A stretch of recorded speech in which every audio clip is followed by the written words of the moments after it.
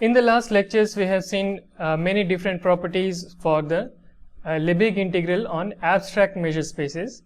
In this lecture, we will go back to our initial space, which was the Euclidean space Rd with our favorite Lebesgue measure, and we will see that there are some more interesting properties that hold in this special case. But let me recall first what we have seen so far for abstract measure spaces. So for abstract measure space, we have seen, of course, we have seen the basic properties of the Lebesgue integral, basic properties of measurable functions and Lebesgue integral.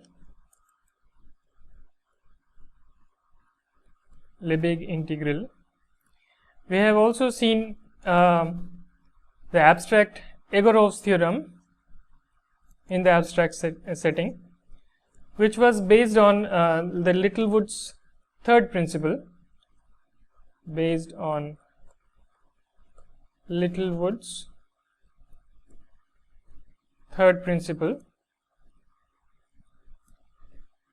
was that a sequence of measurable functions converges uniformly outside a set of negligible measure.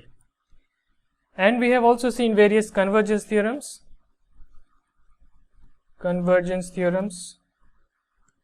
So here we have seen monotone convergence theorem, Fatou's lemma, and the dominated convergence theorem, which are the three main pillars of Lebesgue's integration theory. So these all hold for the abstract measure space setting. Now let's come back to Littlewood's three principles that we have seen before. So the first one was that every measurable set is almost open. Measurable set is almost open. This was the definition of our notion of Lebesgue measurability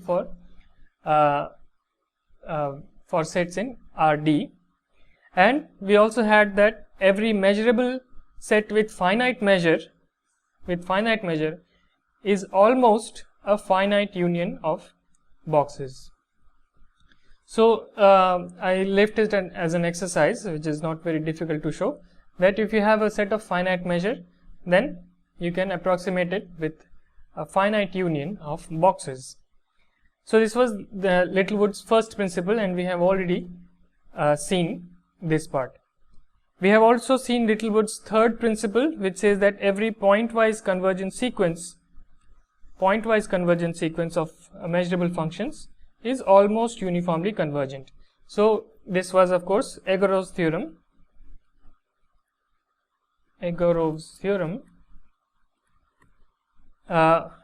which gave for any sequence of measurable functions converging pointwise to another function on a set of finite measure, then we can extract a set of negligible measure outside of which the convergence was uniform.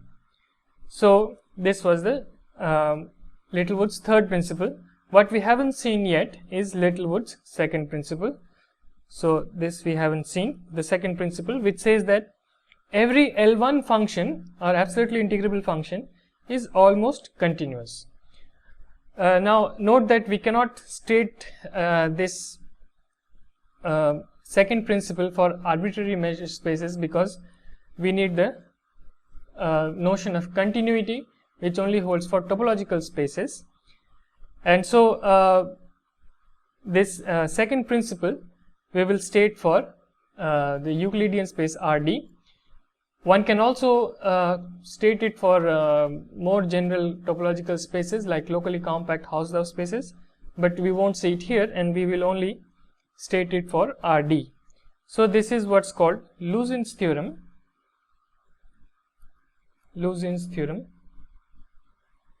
And we will see this in today's lecture. But first, I will like to go back to Egorov's theorem and state a slightly more strengthened version of Egorov's theorem when we are dealing with the Euclidean space with the Lebesgue measure. So for this, let me make a couple of definitions. So let me define the notion of local uniform convergence of functions. Local uniform convergence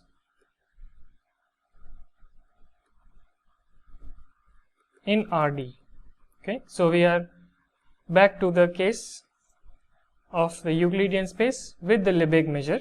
Okay, so here we consider the measure space RD with the sigma algebra of Lebesgue measurable sets and the Lebesgue measure. So let's define what is local uniform convergence for such a for RD. So a sequence of measurable functions, complex measurable functions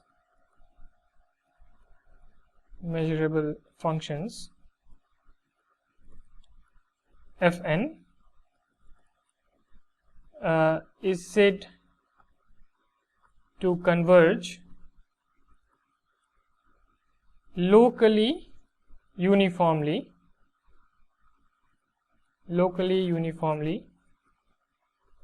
to a measurable function f on RD, again with values in the complex numbers, if Fn converges to f uniformly on every bounded subset E of RD. So rather than asking for uniform convergence on the entirety of RD, we only ask it for having uniform convergence on every bounded subset of RD. So let's see an example of a sequence of functions converging locally uniformly but not uniformly. So first example is if you take Fn, so let me take on R, if you take Fn to be the function x over n, okay, n greater than equal to 1, then Fn converges to the function 0 locally uniformly but not uniformly.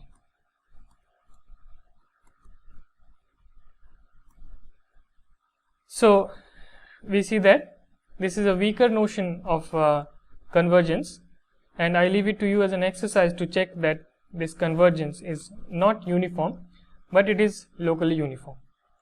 Similarly, if you take again on R, if you take the function fx to be the exponential function and write it as the limit of the partial sums of its Taylor series k equal to 1 to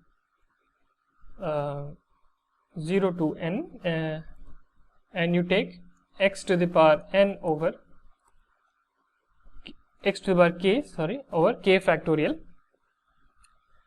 Then if you define these as your f and x, then this convergence is locally uniform but not uniform. So this convergence is locally uniform but not uniform. So there are many interesting cases of sequences of functions converging locally uniformly but not uniformly.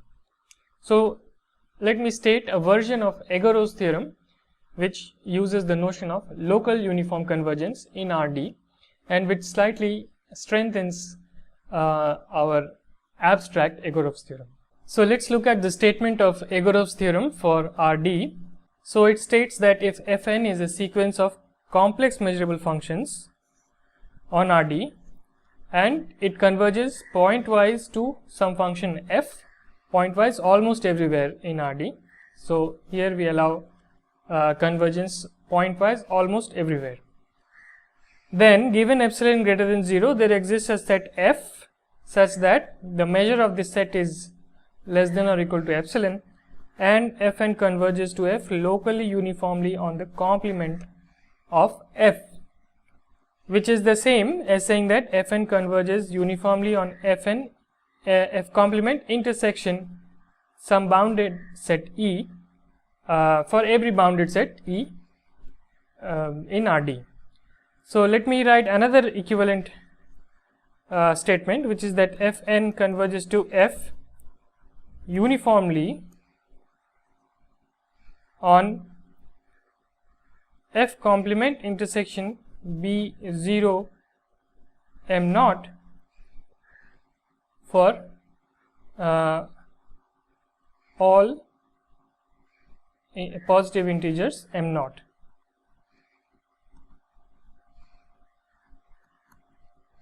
So we can check that this last statement is actually equivalent to the middle statement, which was for every bounded subset of E, and but this is for closed Euclidean balls. So this is the closed Euclidean balls of radius m0 and center 0.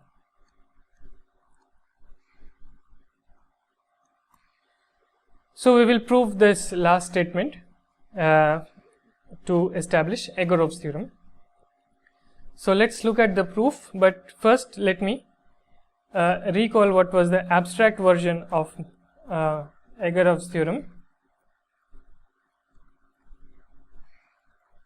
So in this case we had that if Fn converges to f pointwise, so we did not assume pointwise almost everywhere, but we only assumed pointwise convergence on a measurable set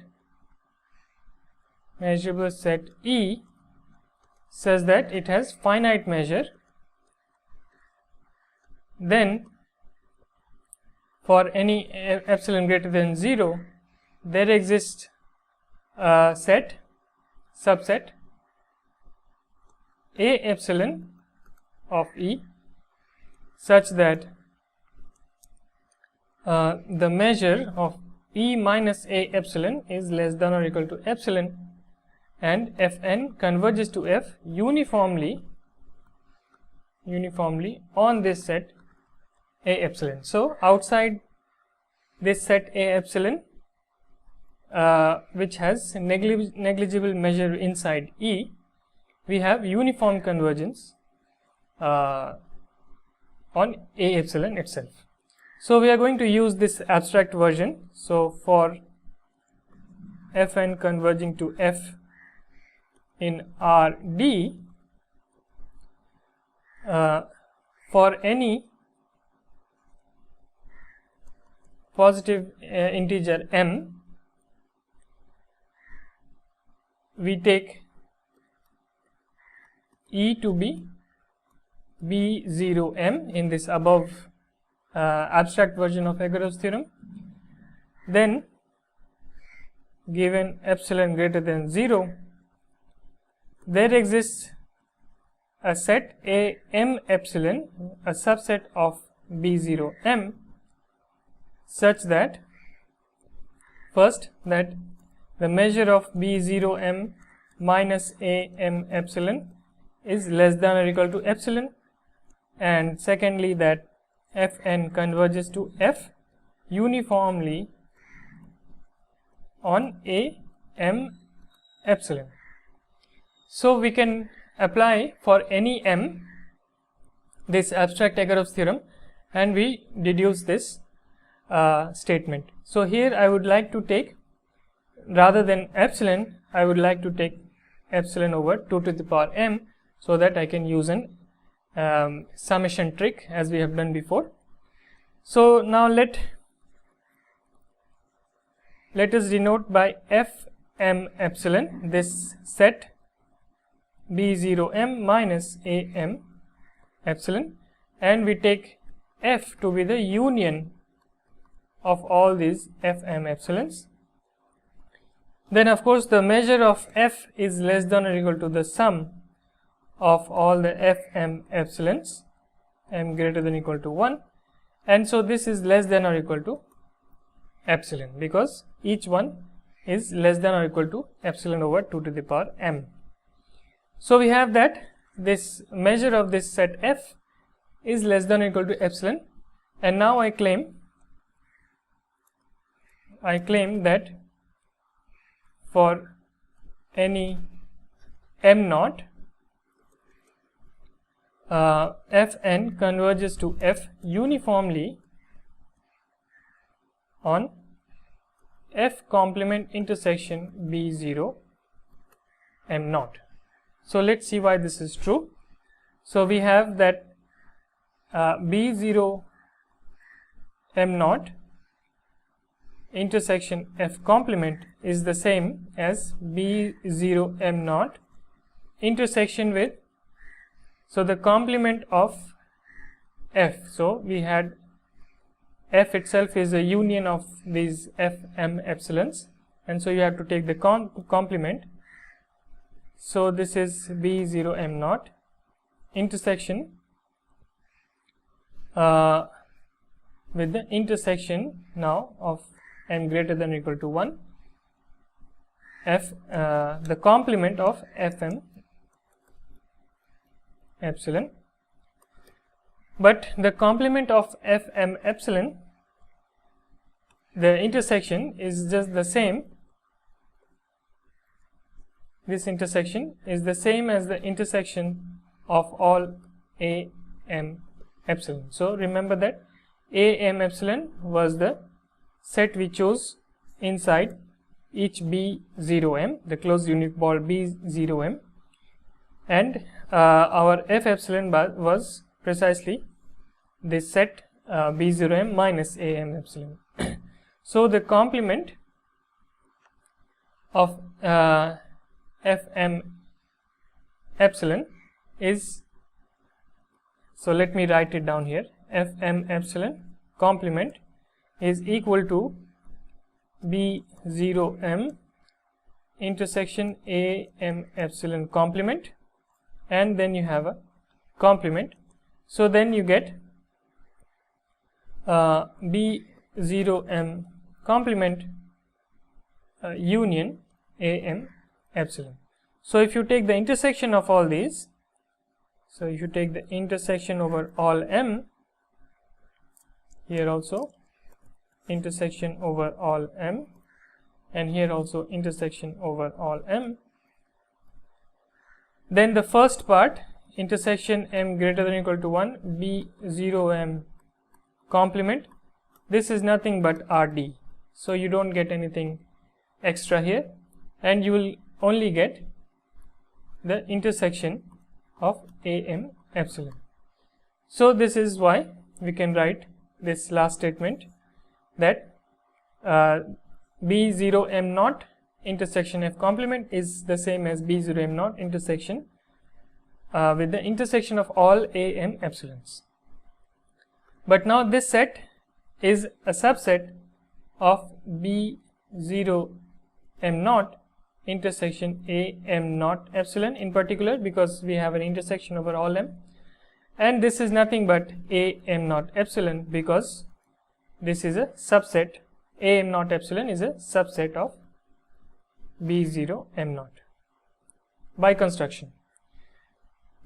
So on Am naught epsilon we have by construction that Fn converges to F uniformly, and so this implies that Fn converges to F uniformly on B0m naught intersection F complement, since it converges uniformly on Am naught epsilon. So we see that we have local uniform convergence in RD when you have a sequence of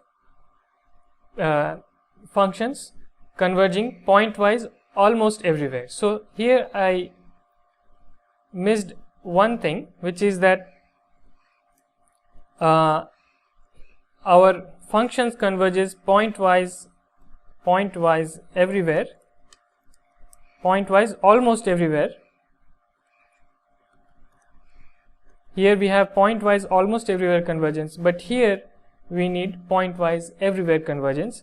But this is not an issue because we can modify this pointwise convergence such that it converges everywhere, and the modification is on a set of measure 0, and then we can add this set to our set F at the end, so that we still have a set of measure less than or equal to epsilon.